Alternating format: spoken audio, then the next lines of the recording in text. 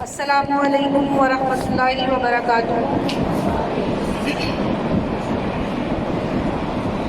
معزز سامعین اور محترم اساتذہ، السلام علیکم ورحمۃ اللہ وبرکاتہ۔ آج مجھے اللہ تعالیٰ نے جو موقع دیا ہے کہ میں آپ کے ساتھ اللہ کے دین کی اور اس کے قرآن کی کچھ باتیں شیئر کر سکوں اور ہم سب مل کر اس پر عمل کر کے اللہ تعالیٰ کی رحمتوں کو حاصل کر سکیں۔ وقت کی کمی کی وجہ سے مختصر بات کروں گی۔ سب سے پہلے تو یہی بتانا چاہوں گی کہ یہ قرآن کیا ہے، اس کا مقصد کیا ہے، اس کو حاصل کرنے کے فائدے کیا ہیں اور اس کا انجام کیا ہے۔ قرآن پاک یہ تو سب کو پتہ ہے اللہ تعالیٰ کی کتاب ہے اور اس کا احترام بھی سب کو پتہ ہے کہ ہم اس کو گھر میں سب سے اونچے مقام پہ رکھتے ہیں، لیکن اس کا مقصد کیا ہے یہ کچھ لوگ کم ہی جانتے ہیں۔ کس لیے اس قرآن کو اتارا گیا اور اس پر عمل کس طرح سے کرنا ہے یہ بتایا گیا اور کیسے کرنا ہے۔ سب سے پہلی بات تو یہ ہے کہ قرآن کا علم حاصل کرنے کے لیے کوئی بھی عمر مقرر نہیں۔ یہ اللہ تعالیٰ ہی جانتے ہیں کہ کس انسان کو کب، کس وقت اور کتنا علم اس کو عطا کرنا ہے۔ اس میں اس چیز کے بارے میں سوچنا کہ ہماری عمر زیادہ ہو گئی، ہماری زبان نہیں چل سکے گی، ہمارا ذہن اتنا کام نہیں کرتا کہ ہم یاد کر سکیں گے، یہ سوچنا غلط ہے۔ اللہ تعالیٰ فرماتے ہیں جو بندہ میری طرف ایک قدم بڑھاتا ہے تو میں دوڑ کر اس کی مدد کے لیے آتا ہوں۔ تو پھر ہم یہ کیسے کہہ سکتے ہیں کہ ہماری عمر گزر گئی پڑھنے کی؟ دوسری بات یہ، قرآن کو زندگی کا حصہ کیسے بنانا ہے؟ جب ہم اس قرآن کو پڑھیں گے نہیں، اس کو سمجھیں گے نہیں، اس کے ترجمہ کو نہیں سمجھیں گے، ہمیں کیسے پتہ چلے گا کہ یہ کیا چیز ہے اور یہ کس لیے آیا ہے؟ اللہ تعالیٰ نے آپ صلی اللہ علیہ وآلہ وسلم پر جبرائیل علیہ السلام کے ذریعے قرآن نازل کیا، اس لیے کہ قیامت تک آنے والے لوگ اپنی زندگی کے رہن سہن کو، ایون کہ سونے جاگنے، اٹھنے بیٹھنے، کھانے پینے اور مرنے جینے کے احکامات کو سیکھ لیں۔ اور حدیث میں ہے کہ جس نے اس قرآن کو تھام لیا وہ جنت میں جائے گا۔ تو قرآن کو تھامنا کیسا ہے؟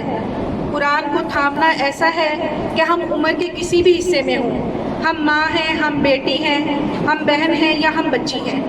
سب سے پہلے تو آج میں یہ خطاب میرا ماؤں کے ساتھ ہے، کیونکہ بچیاں تو علم حاصل کر ہی رہی ہیں۔ مائیں مصروف ہو گئیں گھروں میں، گھروں کے کچنوں میں، تو ان کے لیے تعلیم حاصل کرنا مشکل ہو گیا۔ یہ کتاب میرا ان بہنوں سے ہے جو مدرسہ میں آتی ہیں اور یہ سمجھتی ہیں کہ ہمیں قرآن پڑھنا مشکل ہے، ہم اٹکتی ہیں، ہم غلطیاں کرتی ہیں، ہم شرمندہ ہوتی ہیں یا ہمیں شرم آتی ہے کہ بار بار پڑھنے سے ہمیں شرمندگی ہوتی ہے۔ تو آئے میں آپ کو بتاؤں کہ جب ہم دنیا میں غلطیاں کرتے ہیں تو اس کا کیا انجام ہے اور جب ہم قرآن میں غلطیاں کرتے ہیں تو اس کے کیا فائدے ہیں۔ دنیا میں کوئی بھی شخص جب غلطی کرتا ہے تو اس کی غلطی کو معاف مشکل سے ہی کوئی کرتا ہے، ایسا ہی ہے نا؟ بلکہ ایسا ہوتا ہے کبھی کبھی تو غلطیوں پر ہمیں سزائیں بھی ملتی ہیں۔ لیکن میرے اللہ کی رحمت دیکھو کہ جب ہم قرآن میں غلطی کرتے ہیں، پھر اس کو ٹھیک کرنے کی کوشش کرتے ہیں، پھر بار بار اس کو پڑھتے ہیں، پھر اس کو یاد کرنے کی کوشش کرتے ہیں، تو میرا اللہ ایسے بندوں کو دوہرے اجر عطا کرتا ہے۔ سبحان اللہ، یہ غلطی بھی کیسی غلطی ہے کہ پڑھنے والے کو بھی اجر مل رہا ہے اور پڑھانے والے کو بھی، اور جس کو نہیں آ رہا اس کو دوہرا اجر مل رہا ہے۔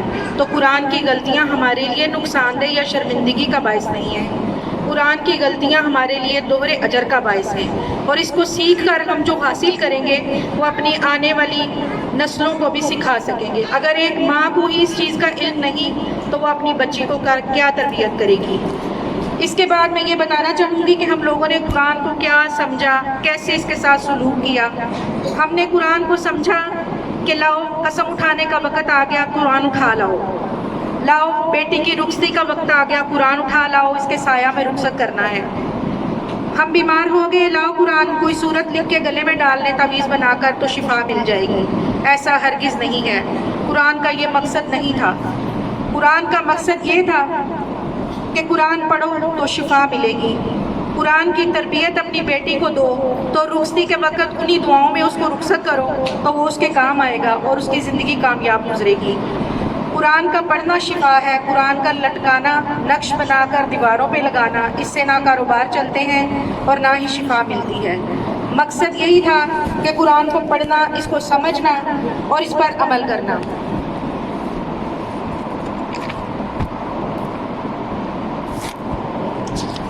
تو آپ سب لوگوں سے میری یہی گزارش ہے کہ اپنی تمام تر گھر کے کام کاج کو چھوڑ کر، اس سے وقت نکال کر 1 گھنٹہ یا 2 گھنٹے جتنا بھی آپ قرآن کلاس کو ٹائم دے سکیں، اس میں آپ کا کوئی نقصان نہیں۔ اللہ تعالیٰ فرماتے ہیں، اللہ کے نبی کی بھی حدیث ہے کہ جو شخص اپنے قرآن کو پڑھنے کے لیے وقت نکالتا ہے اور جو وقت اس کا قرآن کلاس میں گزرتا ہے، تو جو کام چھوڑ کر آتا ہے گھر میں، تو اللہ تعالیٰ اس کے ان کاموں میں برکت ڈال دیتا ہے، اس کے کام میں آسانیاں پیدا کر دیتا ہے اور اس کے تمام زندگی کی جو مشکلات ہیں ان کو آسانیوں میں بدل دیتا ہے۔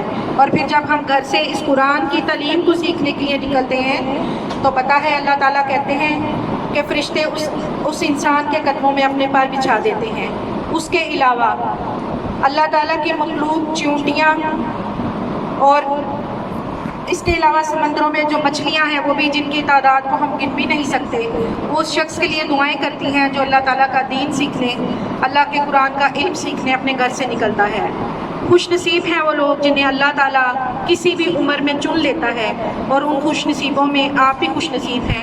آپ خوش ہوا کریں اس بات پہ کہ ہمیں اللہ تعالیٰ نے ایک اچھا استاد دیا، ایک اچھی ٹیچر دی جو ہمیں اتنی شفقت اور اتنی محبت سے، اور ہم کتنی ہی چھٹیاں کر کے ہیں ہمیں کوئی ڈانٹ نہیں ملتی، وہ اپنی محبت سے ہی ہمیں گائیڈ کرتی ہیں، اور بار بار جب بھی آئیں وہ ویلکم اسی طرح مسکرا کے کرتی ہیں کہ یہ میرے اسٹوڈنٹ ہیں، کچھ سیکھ لیں۔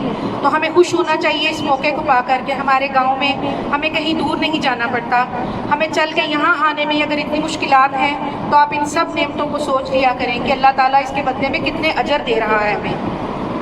تو اپنے اس موقع کو کبھی بھی ہاتھ سے نہ گنوائیں، اور جیسے تیسے بھی ہو سکتا ہے کوشش کر کے قرآن کو سیکھیں، اس کو پڑھیں، اس کا ترجمہ سنیں اور اس پر عمل کرنے کی کوشش کریں۔ اور اپنے بچوں کو خاص طور پہ، جس طرح ہم کوشش کرتے ہیں کہ ہمارے بچے اونچے اونچے اسکولوں میں، ہائی اسٹینڈرڈ اسکولوں میں پڑھیں اور ان کی فیسیں بھی ہم پے کرتے ہیں، ان کے پیچھے دن رات ہم بھاگتے دوڑتے ہیں، اٹھ جاؤ ٹیوشن کا ٹائم ہو گیا، اٹھ جاؤ کلاس کے پیپر ہیں، تو کبھی اس طرف بھی سوچا کریں کہ یہ صرف دنیا کی تعلیم ہمیں صرف دنیا میں ہی فائدہ دے گی۔